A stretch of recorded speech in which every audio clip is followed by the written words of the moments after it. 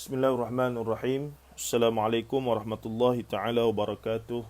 Innal hamdalillah nahmaduhu wa nasta'inuhu wa nastaghfiruh wa na'udzu billahi min shururi anfusina wa min sayyiati a'malina.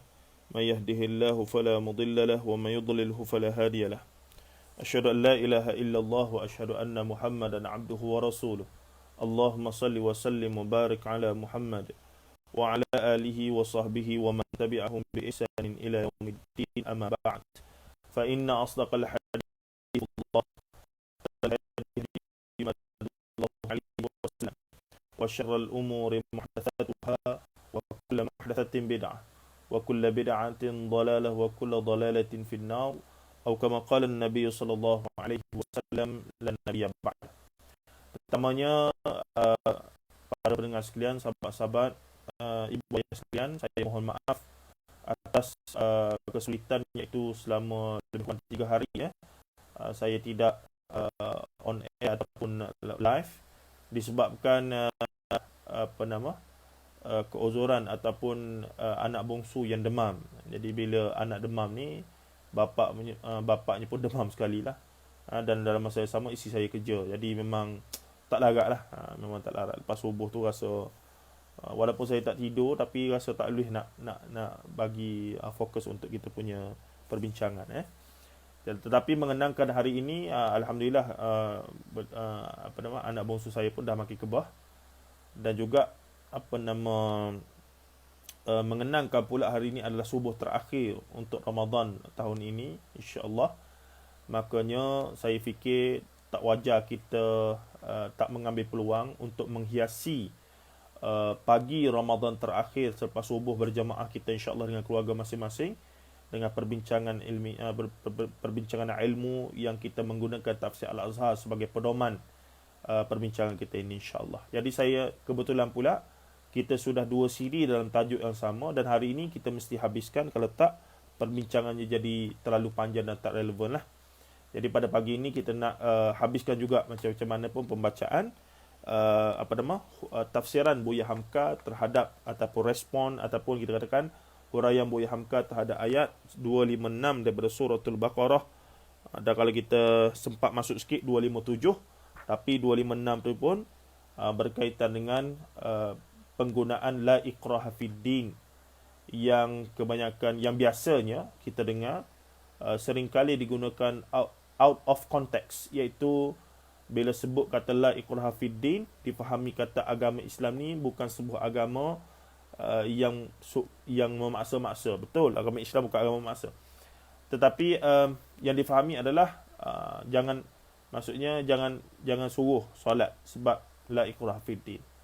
Jangan suruh bayar zakat. Siapa yang belum bayar zakat, hati-hati hari ni hari terakhir sebelum pagi esok. Jadi boleh bayar online ke apa semua, tak kira lah, yang pasti bayar. Maksudnya disebutkan la ikraha fid din. Tidak ada paksaan agama tu dalam konteks yang salah. Sedangkan kita bincang sebelum ini asbabun nuzul kepada la ikraha fid din.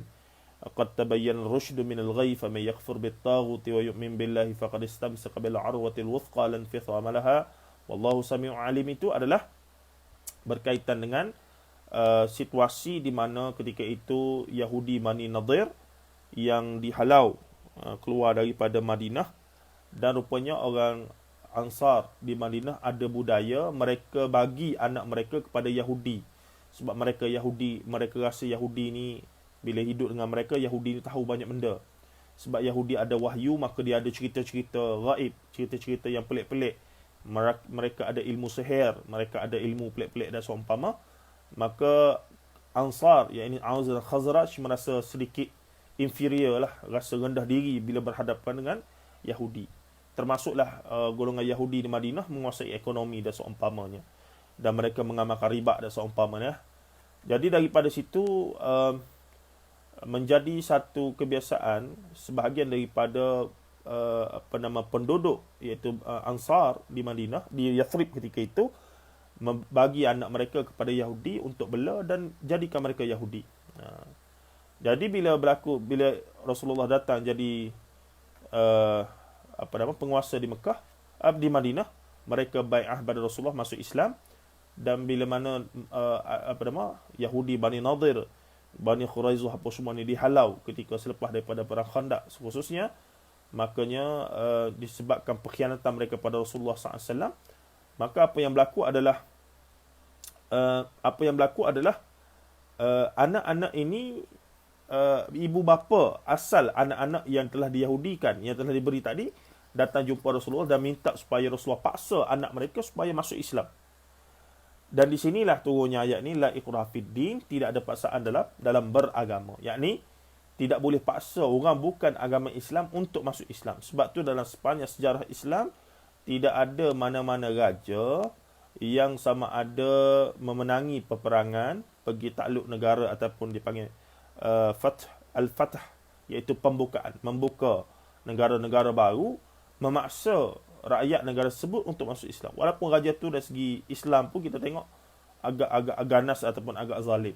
Tetapi dalam konteks ini mereka faham bahawa tidak boleh paksa orang masuk agama Islam. Tetapi lain berlaku dalam sejarah yang tercatat, sebagai contoh Isabel dengan Ferdinand di Spain sebagai contoh, ya. Itu banyaklah, boleh baca sejarah dan seumpamanya. Baik, untuk penghabisannya pada hari ini, bahagian ketiga, kita mesti habiskan jugalah huraian Hamka ni. Dan menarik, saya ulang balik di mana Hamka mengambil pendapat ataupun telah menukilkan pandangan daripada Profesor Phillips K. Hitti. Profesor Phillips Hitti yang merupakan seorang Arab Kristian yang kemudian berpindah duduk di Amerika Syarikat, dan dia ni profesor dalam bidang sejarah Arab, bukan sejarah Islam saja, sejarah Arab, yakni sejarah Arab juga termasuk Arab sebelum Islam. Memang hebatlah. Maksudnya penguasaan bahasa Arab kepada orang Arab. Dia menulis bahasa Inggeris dan seumpamanya. Antara buku dia The History of Arab. Saya pernah ada buku tu, tak silap. Nak cari balik. Baik, kata Buya Hamka dalam muka surat 514 jilid yang pertama, saya masih menggunakan tafsir Al-Azhar terbitan Gema Insani ini, versi yang lengkap besar ini. Dan Alhamdulillah, satu berita baik, ya, saya war-warkan pada tuan-tuan. Versi ini lengkap 9 jilid, lebih kurang RM1,000. Paling murah dapat 900 gitulah. Alhamdulillah, sebuah penerbit di Malaysia, bekas majikan saya, PTS, telah dapat lesen untuk terbitkan versi Malaysia ni dah lama. Cuma mereka terbit secara berperingkat. Pada peringkat awal mereka pernah terbit sekaligus 5 juzuk begitulah. Kemudian naskah itu memang tidak lakulah. Mereka sangat rugi, sedangkan kos dia sangat mahal. Dia nak buat ala-ala ni jugalah. Dan ketika itu saya rasa sayanglah pendekatan mereka itu tak betul. Jadi saya ingat lagi, saya bercakap dengan beberapa orang pegawai tinggi, bekas bos saya itu, saya mesej mereka dan seumpamanya bagi tahu bahawa penerbitan asal tafsir Al-Azhar ketika mula-mula diterbitkan adalah secara loose, iaitu satu jilid, yakni satu jilid itu satu juzuk.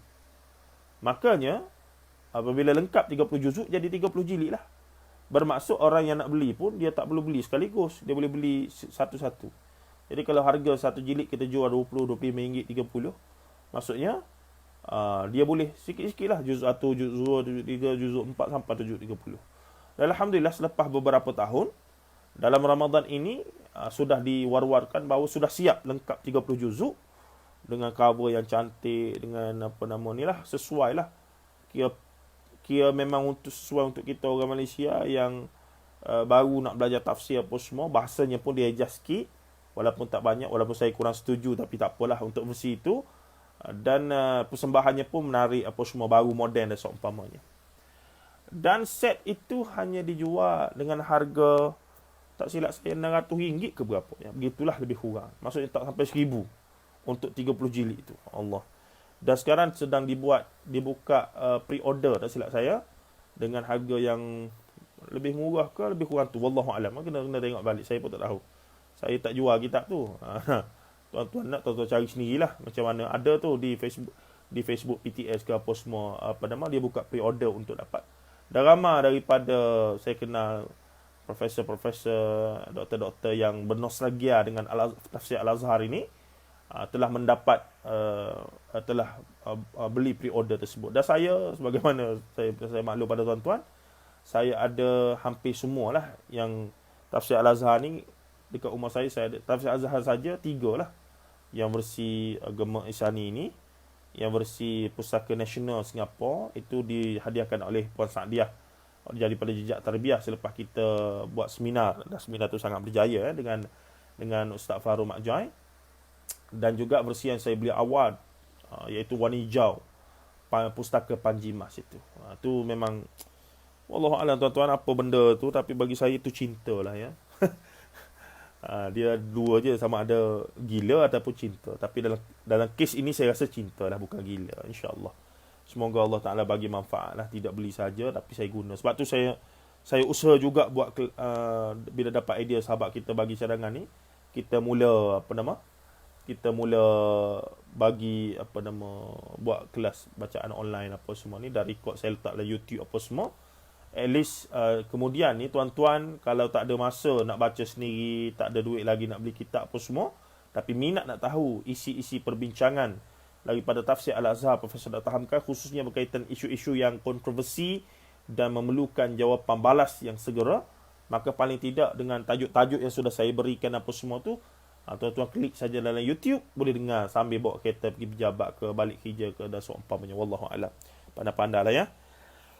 Baik, qala al-musannif rahimahullahu taala, Buya Hamka ni dia kata sarjana Kristian Arabia, Profesor Philip Hitti yang telah menjadi warga negara Amerika, di dalam bukunya Sejarah Arab ataupun bahasa asalnya A History of Arab, gitulah lebih kurang, mengakui bahawa ayat ini, ayat mana ni? Ayat 256 suratul Baqarah, la ikraha fid din qad tabayyana ar-rusydu minal ghayy. Ayat ni panjang, tapi seringkali dinukil ke bahagian depan dan ditafsirkan dan digunakan untuk endorse idea-idea setengah pihak yang kononnya memaksa Islam untuk mengatakan bahawa Islam satu agama yang ikut dan kita je nak buat apa, ikut sukalah dan seumpamanya. Ini tidak betul. Islam satu agama yang syumul, yang tidak memaksa sesiapa untuk memasukinya, tidak pernah dipaksa. Tetapi once kamu dah masuk, jangan main-main lah. Maka ada dia punya syarat-syarat yang perlu dipatuhi. Baik. Kata Profesor Philip Hitti ni, dia kata ayat inilah satu ayat dalam Islam yang patut menjadi anutan manusia dalam segala agama. Yakni tidak paksa orang masuk agama mereka, melainkan berhujah sehingga mereka cenderung dan terdorong untuk masuk setelah membuat keputusan dan penelitian dan kajian perbandingan dan seumpamanya dengan hati yang terbuka. Baik, dalam kejadian pengusiran Bani Nadir, itu sudahlah sangat terang perbezaan soal politik dengan soal keyakinan agama. Mereka diusir dari Madinah kerana mereka hendak membunuh Nabi SAW, komplot, iaitu melakukan subversif dan juga komplot dan seumpamanya. Akan tetapi mereka tidak dipaksa masuk Islam, dan anak orang Arab sendiri yang telah memeluk agama Yahudi tidak dipaksa supaya memeluk agama ayah bonda mereka. Peperangan-peperangan yang terjadi di antara Nabi SAW dan kaum musyrikin di Mekah dan di seluruh tanah Arab pun bukanlah paksaan agama, meskipun kedudukan penyembah berhala Arab di waktu itu jauh berbeza dengan kedudukan Yahudi dan Nasrani.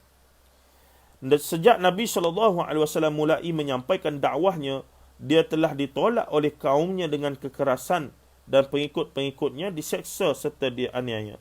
Al-mustada'afin, as-sabiqun al-awwalun minal muhajirin, as-sabiqun al-awwalun itu, ataupun al-mustada'afin itu gelaran kepada pengikut awal Rasulullah SAW. Sampai beliau diusir dari Mekah dan hijrah ke Madinah. Dengan keinsafan secara ilmiah, haruslah kita selidiki siapa Nabi Muhammad di tengah-tengah kaum Quraisy di Mekah itu. Semuanya, baik Muhammad maupun yang menentangnya, adalah orang berkeluarga semua. Di antaranya paman kandung, iaitu pakcik kandungnya sendiri, Abu Lahab. Maka kalau timbul perang Badar, perang Uhud, perang Khandaq dan penaklukan Mekah, Fathul Mekah, sekali-kali jangan langsung dicap bahawa Muhammad memaksakan Islam dengan pedang. Tetapi harus diakui bahawa ini adalah perebutan pimpinan di antara orang berkeluarga, di antara faham lama dan faham baru. Dan kepala penentangnya sampai saat takluknya Mekah adalah mertuanya sendiri, Abu Sufyan. Dengan keinsafan ilmiah pula, harus kita selidiki apa hakikat seruan Muhammad kepada mereka. Mereka mengakui anak cucu dari Nabi Ibrahim. Sebab tu orang Arab dia mengaku sebagai hunafa. Mereka itu adalah orang yang beragama Hanif, agama yang ditinggalkan oleh Nabi Ibrahim AS dan Ismail. Mereka mengakui Kaabah sebagai pusat persatuan mereka, dan mereka pun mengerjakan haji dan umrah tiap tahun. Tetapi ajaran asli Nabi Ibrahim itu telah mereka kotori dengan penyembahan berhala. Terhadap mereka, Rasulullah SAW tidak memaksakan Islam dengan pedang, tetapi membersihkan Kaabah dari berhala dan kembali kepada ajaran Ibrahim yang murni, iaitu ajaran tauhid, yakni sama dengan ajaran yang dibawa oleh baginda sendiri, iaitu mentauhidkan Allah. Di saat itu datang sendiri ke Mekah orang-orang Nasrani Arab yang mengakui kerasulan Muhammad, sebagaimana Adi bin Hatim dan saudara perempuannya. Adi ini adalah putera dari Hatim Tai, dermawan Arab Nasrani yang masyhur. Dia datang sendiri dari tempat yang amat jauh, bukan kerana dipaksa dengan pedang. Demikian juga Tamim Ad-Dari, Tamim Aus Ad-Dari. Dia pun seorang Nasrani. Ada lagi, Tamim Ad-Dari ini masyhur dalam hadis Jassasah, hadis riwayat Muslim, berkaitan dengan dia terdampar di satu pulau yang terjumpa dengan binatang, binatang yang bulunya melitupi muka sampai ekor badan, dan pergi jumpa Dajjal. Dan Rasulullah selepas mendengar itu, Rasulullah kata betul apa yang dia katakan semua itu. Dan ringkas ceritanya lagi, kemudian itulah barunya Tamim Ad-Dari masuk Islam. Ketika mana dia berjumpa Dajjal tersebut, dia belum masuk Islam lagi. Cuma dialog antara dia dan Dajjal menunjukkan Dajjal bertanya, sudah keluar, kamu ni orang Arab ke? Dia kata ya. Kamu sungai Tigris ni, sungai Tigris ke? Dah surut ke belum? Dia kata ada air lagi. Orang Arab ada keluar dah yang nama Muhammad dah. Panjang dialognya. Hadis Muslim tentang hadis fitnah dan seumpamanya itu. Baik, itulah Tamim Ad-Dari yang asalnya seorang Kristian, tetapi kemudian namanya didongkirkan oleh Al-Imam An-Nawawi rahimahullahu taala dalam kitabnya Al-Adhkar, dalam bab membaca Quran, iaitu antara tokoh yang menkhatamkan 30 juzuk pada setiap malam dalam tahajud mereka adalah, termasuklah selain daripada Uthman bin Affan, adalah Tamim Ad-Dari rahimahullah ta'ala radhiyallahu anhum ajma'in.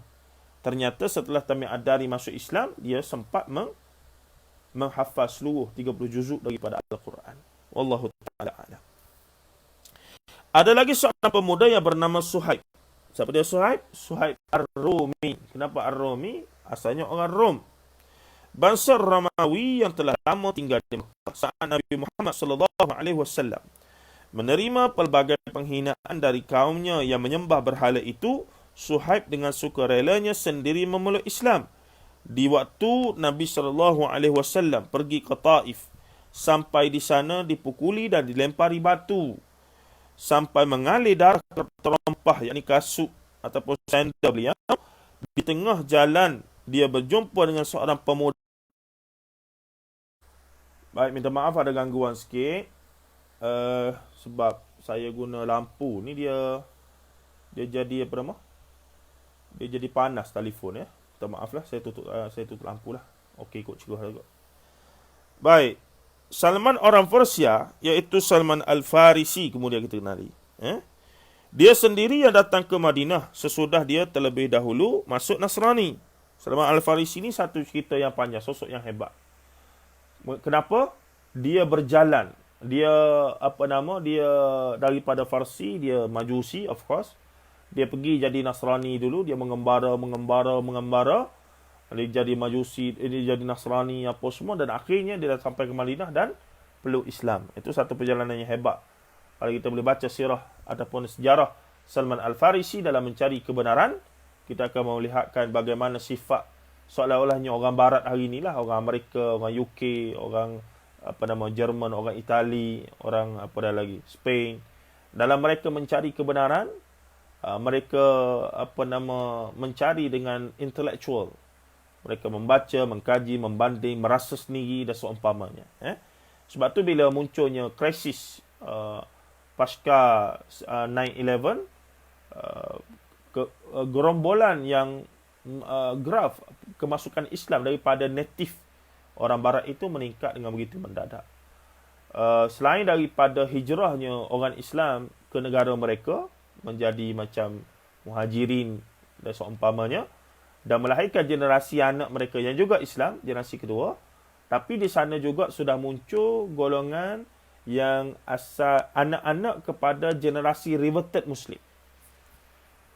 Yang mereka ini memang asal orang sana dan mereka Muslim. Bukan kata mari daripada Pakistan, mari daripada Malaysia, Indonesia, mari daripada Bangladesh yang pergi duduk sana. Tidak. Tapi orang sana yang reverted, masuk Islam kemudiannya, sama ada pra ataupun pasca 9/11, yang kemudian mereka berkahwin dan hidup sebagai anak, dan sebahagian mereka adalah scholars, sebagian mereka adalah sarjana, bahkan ulama bahkan. Anak-anak mereka sekarang muncul sebagai generasi anak-anak mereka remaja dan sudah dewasa, sedang muncul dan menjadi bakal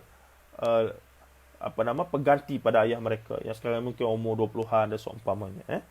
Baik, itu menarik, satu fenomena yang menarik. Sebab tu dalam konteks hari ini, adakah kalau kita nak bincang, adakah Barat masih lagi musuh kepada Islam? Adapun Barat itu masih lagi musuh kepada Timur. Timur terlalu luas, ataupun kita sebut Islam lah. Dan kalau dulu kita wacanakan bahawa Barat, iaitu segala sistemnya, hegemoni pemikirannya, lifestyle-nya, apa semua adalah musuh kepada Islam. Budaya kuningnya apa semua. Tapi hari ini dengan fenomena semasa ini, apakah kita boleh lagi anggap Barat itu sebagai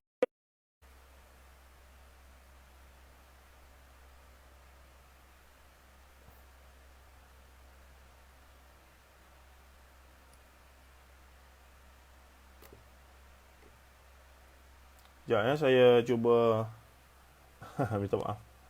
Saya pun tak tahu kenapa telefon.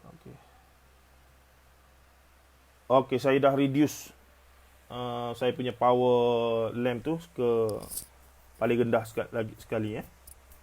Kalau dia sangkut juga, maksudnya ada jin ke apa, ada kacau kita lah tu. Baik. Kemudian kita sambung lagi untuk kita nak habiskan perbincangan kita ni.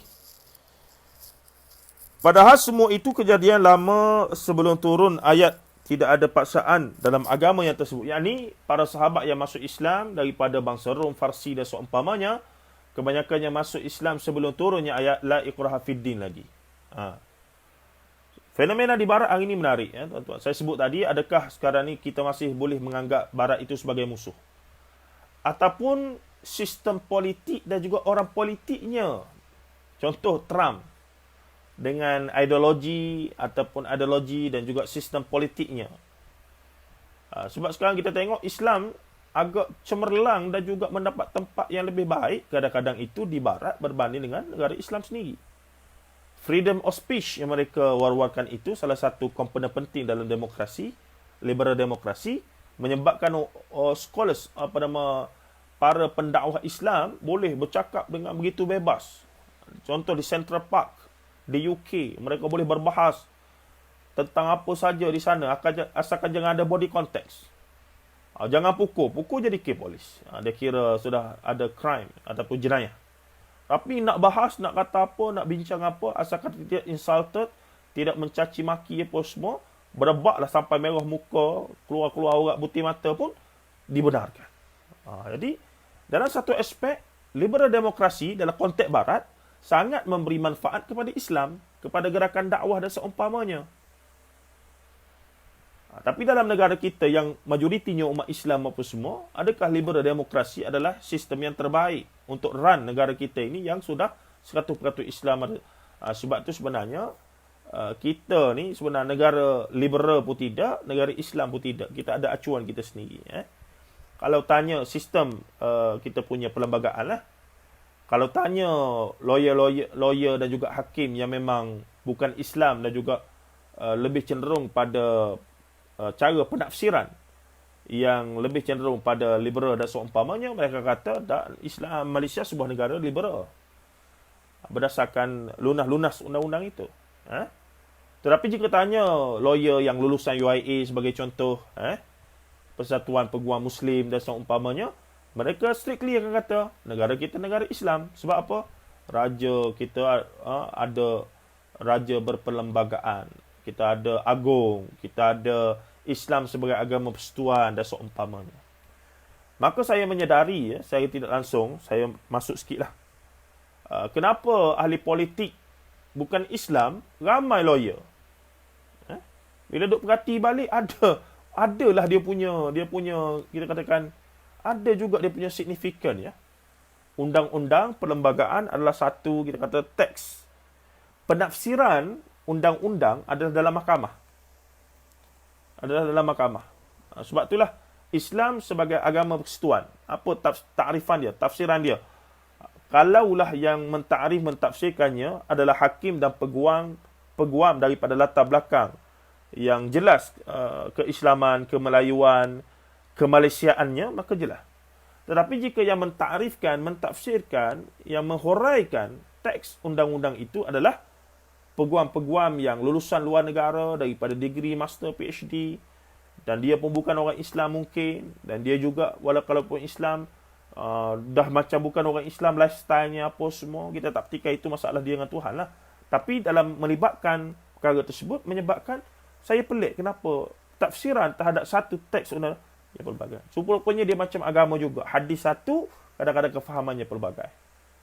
Dan masing-masing puak ini akan fight untuk takrif, untuk memenangkan kecenderungan mereka lah, kepentingan dan seumpamanya. Sebab itulah menarik jugalah. Itu sekadar pemerhatian dangkal saya, nak tahu lebih kena minta penjelasan daripada orang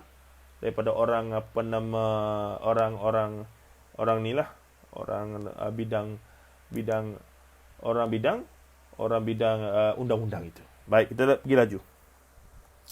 Ajaran Nabi SAW ini atau tegasnya dasar yang telah ditentukan oleh Al-Quran ini dipegang teguh oleh Islam walaupun dia sedang di puncak kekuasaannya.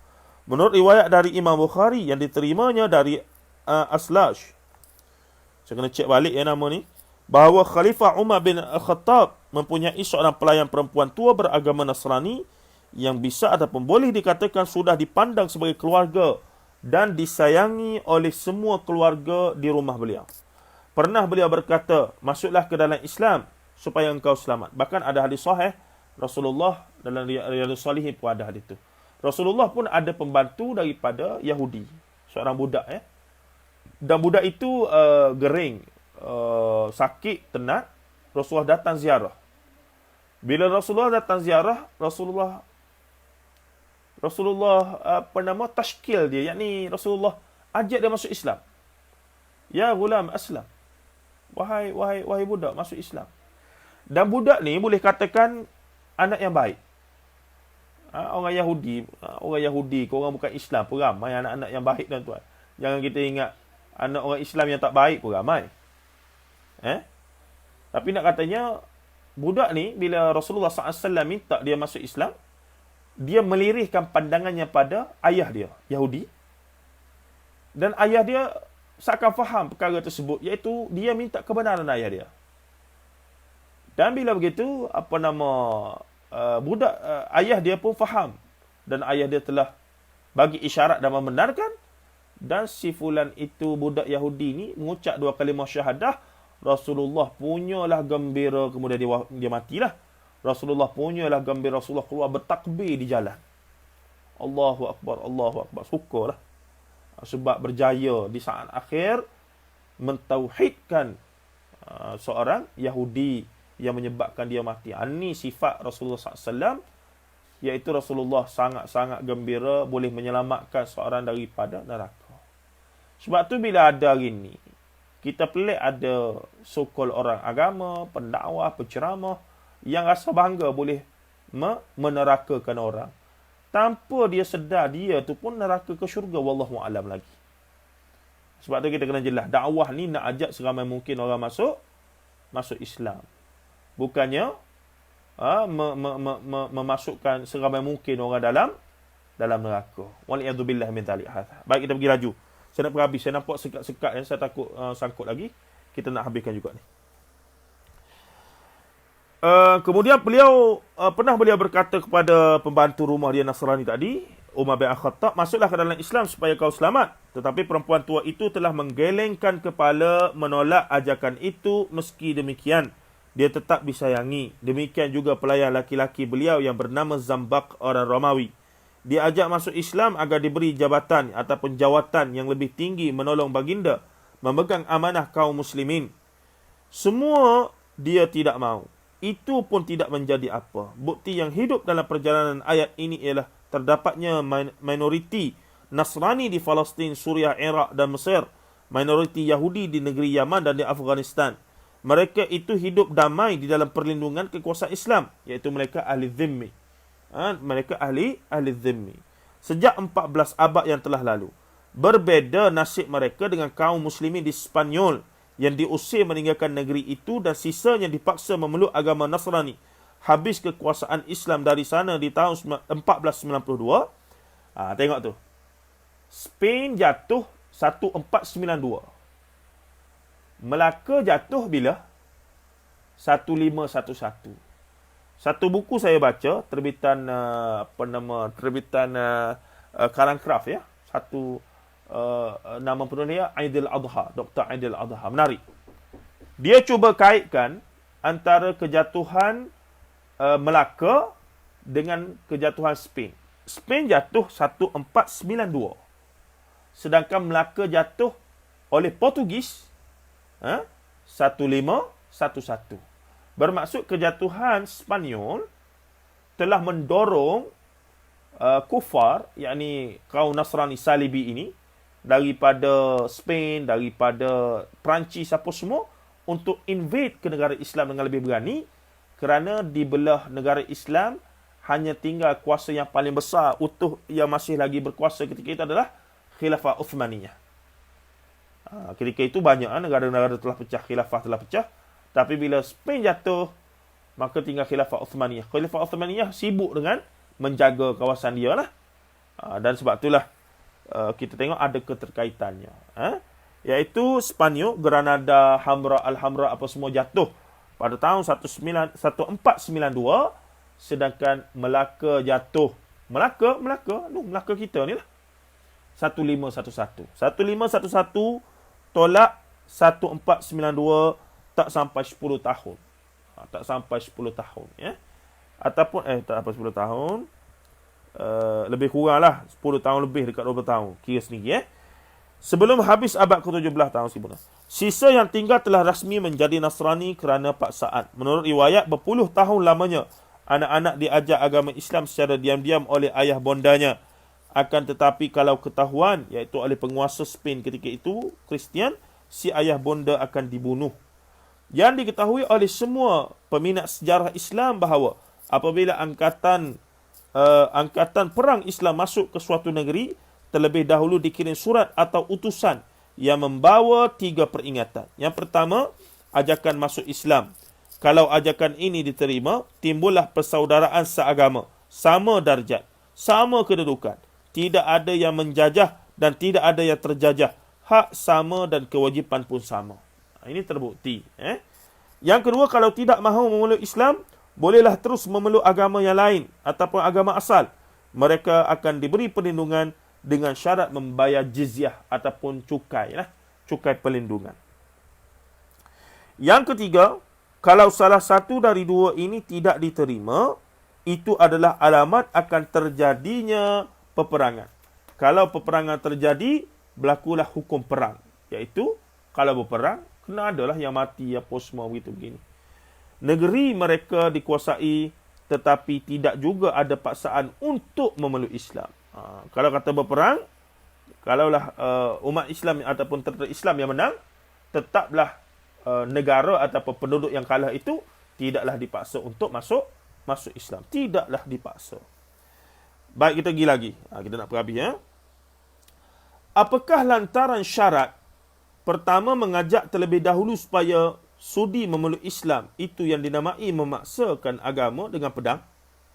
Sebab pihak orientalis khususnya pada hari ini pun masih lagi mencanangkan bahawa Islam spread by sword, fi zilal saif, di bawah bayangan pedang. Sedangkan terbukti, saya sebut dah dalam bahagian kedua, Islam di Nusantara, Malaysia, Hindia, iaitu Indonesia, iaitu Hindia Timur, nama-lamanya sebelum merdeka, Malaysia, Malaya ataupun Tanah Melayu, tidak dapat dibuktikan secara bertulis daripada sumber sejarah kita ataupun sumber sejarah penjajah Portugis, Belanda dan juga British, bahawa tertumpahnya Islam datang ke alam Melayu dan transform alam Melayu ini sehingga hampir total menjadi Islam, dengan menitikkan walau hanya satu titik darah. Tidak ada rekod yang berjaya membuktikan perkara tersebut. Bermaksud Islam yang datang adalah Islam yang bukan melalui mata pedang, tetapi melalui hujah, melalui pendekatan psikologis, pendekatan adab, akhlak dan seumpamanya, pendekatan memahami strata sosial budaya dan seumpamanya. Begitu. Itu kehebatan para. Sebab tu Profesor Syed Muhammad Naqib Al-Attas, hafizahullah, dia tak setujulah bila mana banyak rujukan menyatakan Islam datang melalui pedagang. Seolah-olah sambil-sambil berdagang, sambil-sambil buat dakwah part time. Tidak. Yang datang adalah ulama, ahli strategi, pemikir, golongan ahli hikmah, bahkan sosiologi, antropologi kalau bahasa kita hari ni, ya. Maksudnya mari itu memang rancang sungguh-sungguh macam mana kita nak Islamkan rantau ini. Jadi bila mari duduk, jadi bisnes tu pula sampingan, bukan dakwah sampingan. Bukan kata mari bisnes, tapi dakwah sampingan. Sebenarnya mari memang untuk berdakwah. Duk fikir dah macam mana, berdoa pada Allah apa semua, taufik hidayah, supaya Melaka itu dapat diislamkan secara total. Tetapi kemudiannya, dengan usaha itu, mereka pun datang duduk lebih kurang, dan bertanya khabar, buat risikan, kajian, analisis, collect data, buatlah paper ke apa semua, bentang, kertas kerja, begitu-begini, sama-sama mereka. Maka keluarlah keputusan bahawa kita kena Islamkan raja. Kita kena Islamkan raja sultan ni. Sebab apa? Dia Islam, semua Islam. Sebab masyarakat ni masyarakat yang begitu. Maka apa yang berlaku? Berlaku sungguhlah. Bila mana raja sultan Melaka Islam, maka seluruh jajahan takluk ataupun rakyat kepada raja itu adalah Islam. Sebab apa? Sebab sultan. Okey, minta maaf. Sabar ya. Memang ada masalah ini. Okey, kita sambung lagi. Kita pergi laju. Padahal ajakan yang kedua iaitu membayar jizyah terbuka lebar buat mereka. Dalam pelaksanaan di zaman-zaman mulai perkembangan Islam, di zaman Abu Bakar dan Umar, di bawah pimpinan pahlawan-pahlawan perang sebagaimana Khalid ibn Walid, Abu Ubaidah dan Amr bin Al-As, kerap kali kepungan atas suatu desa Nasrani diberhentikan setelah delegasi ataupun perutusan mereka datang menyatakan membayar jizyah dan kedudukan pemimpin-pemimpin mereka diakui. Uskup Nasrani ataupun uskup ni apa dia? Uskup ni dia punya pendeta lah, dia punya dia punya father. Di Palestin meminta supaya Khalifah Umar bin Al-Khattab sendiri datang menerima penaklukan mereka. Beliau pun datang. Jaminan perlindungan atas mereka dipegang teguh sampai 14 abad. Tidak sekalipun ada seorang penguasa atau raja Islam yang berani bertindak memaksa mereka memeluk Islam, meskipun penguasa itu keras tindakannya. Padahal jumlah mereka sangat kecil di waktu itu. Malahan tenaga-tenaga mereka banyak yang dipakai dalam administrasi kenegaraan ataupun dalam pentadbiran kenegaraan. Mengapa penguasa-penguasa Islam itu tidak mahu menjalankan paksaan? Ini kerana takut akan terlanggar ayat ini, iaitu la ikraha fiddin. Jangan paksa orang untuk masuk agama Islam. Itu maksudnya. Setelah abad-abad terakhir, setelah pengaruh kerajaan-kerajaan penjajah Kristian masuk ke dunia Islam, mereka berusaha memakai golongan kecil Kristian dalam negeri-negeri Islam yang hidup damai dengan tangga orang Islam itu untuk menjadi pengganggu ketenteraman pemerintahan Islam. Hasut dari luar. Salah seorang Sultan Turki Uthmani pernah menyatakan niat lebih baik dipaksa saja golongan-golongan kecil Kristian ini masuk Islam. Tetapi mufti atau syekhul Islam membantah keras kerana melanggar hukum agama. Bahkan kadang-kadang toleransi yang ditanamkan oleh ayat ini yang diambil jadi kesempatan yang baik oleh pemeluk agama Kristian di negeri-negeri Islam untuk mendesak umat Islam. Oleh sebab itu, jika semangat beragama telah mundur pada kaum muslimin sendiri, padahal ayat ini ada, akan mudahlah benteng-benteng mereka diruntuhkannya. Mereka tidak boleh oleh agamanya sendiri melakukan paksaan agama kepada orang lain, padahal orang lain dengan segala daya upaya memaksa mereka meninggalkan Islam. Itulah sebabnya ayat yang bertuah ini diikuti oleh ayat selanjutnya, iaitu Allahu waliyul ladzina amanu yukhrijuhum minaz zulumati ilan nur. Itu kita tidak bincanglah. Tuan-tuan boleh cari sendiri jilid yang pertama suratul Baqarah untuk melihat huraian Hamka, kesinambungan kepada perbincangan kita tentang la ikraha fid din qad tabayyana ar-rusydu minal ghayy faman yakfur bit-taghuti wa yu'min billahi faqad istamsaka bil 'urwatil wuthqa la infisama laha wallahu samii'un 'alim. Semata-mata sebagai respon kepada bukanlah buku ini tapi polemik yang berasal daripada buku ini. Tapi kita bukan nak jawab buku ni. Sebab buku ni kalau kita baca dengan betul, dengan ilmiah, ternyata penghujahannya itu sangat-sangat, kita katakan, payah jugalah. Tinggilah perbincangannya itu.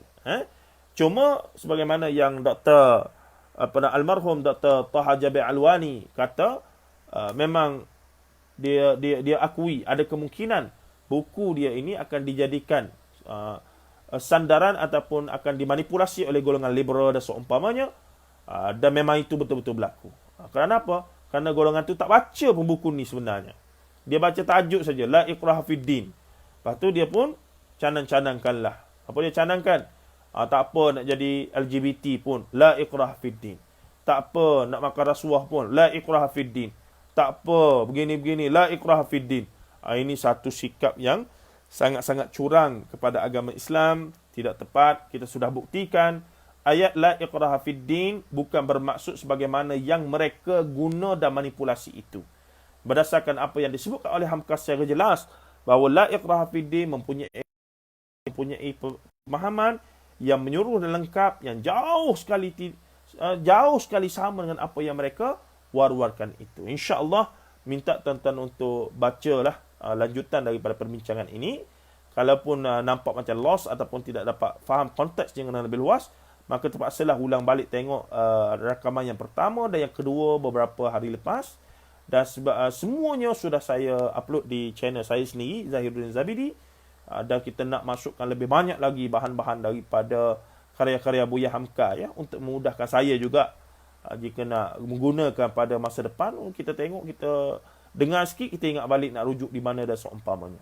Tuan-tuan juga sekali lagi saya ulang, yang mana tidak sempat untuk membaca sendiri, mengkaji sendiri dan seumpamanya, maka saya dah tolong bacakan. Maka bolehlah kita kata, bolehlah nanti sambil-sambil bawa kereta ke pergi kerja, balik kerja, yang kadang-kadang makan masa hampir sejam, setengah jam, bolehlah buka dengar balik saya membacanya. Membaca tafsir Al-Azhar dengan sedikit huraian dan juga penjelasan dan seumpamanya. Wallahu alam. Terima kasih, insya-Allah. Selepas raya tengoklah macam mana, mungkin kita datang dengan topik baru ataupun kita stick dengan satu-satu surah, menarik jugalah. Tapi insya-Allah kita nak konsisten membaca dan menghuraikan, berkongsi dengan tuan-tuan perkara-perkara yang istimewa daripada tafsir Al-Azhar Profesor Dr. Hamka, sebagai khidmat kita kepada beliau dan juga kepada Al-Quran tafsir, dan juga untuk memudahkan kita semualah dalam memahaminya, selangkah memahaminya melalui sumber yang terbaik dari ulama Nusantara sini, insya-Allah. Sallallahu alaihi wasallam Muhammad wa ala alihi washabihi ajma'in. Insya-Allah. Allahumma innaka 'afuwun tuhibbul 'afwa fa'fu 'anna. Allahumma innaka 'afuwun tuhibbul 'afwa fa'fu 'anna. Allahumma innaka 'afuwun karim tuhibbul 'afwa fa'fu 'anna. Dengan masa berbaki Ramadan sehingga waktu maghrib hari ini, banyakkanlah istighfar. Allahumma anta rabbi la ilaha illa anta khalaqtani wa ana 'abduka wa ana 'ala ahdika wa wa'dika mastata'tu a'udzu bika min syarri ma sana'tu abu'u laka bi ni'matika 'alayya wa abu'u bi dhanbi faghfir li fa innahu la yaghfiru dhunuba illa anta. Banyakkan istighfar, bacalah banyak-banyak surah-surah yang kita ingat di mulut. Memang confirm tak sempat nak khatam lah 30 juzuk surah-surah yang kita ingat ulang balik. Banyakkan baca surah Al-Ikhlas sebagai contoh sebanyak mungkin, surah Al-Fatihah sebanyak mungkin untuk kita kejar dalam waktu yang berbaki ni, insya-Allah. Tuan, insya-Allah tengok macam mana kita akan rancang balik selepas daripada Ramadan ataupun selepas daripada raya ni, bagaimana keterusannya program kita ni, insya-Allah. Sallallahu alaihi wasallam Muhammad wa ala alihi wa sahbihi ajma'in. Walhamdulillahi rabbil alamin. Assalamualaikum warahmatullahi taala wabarakatuh.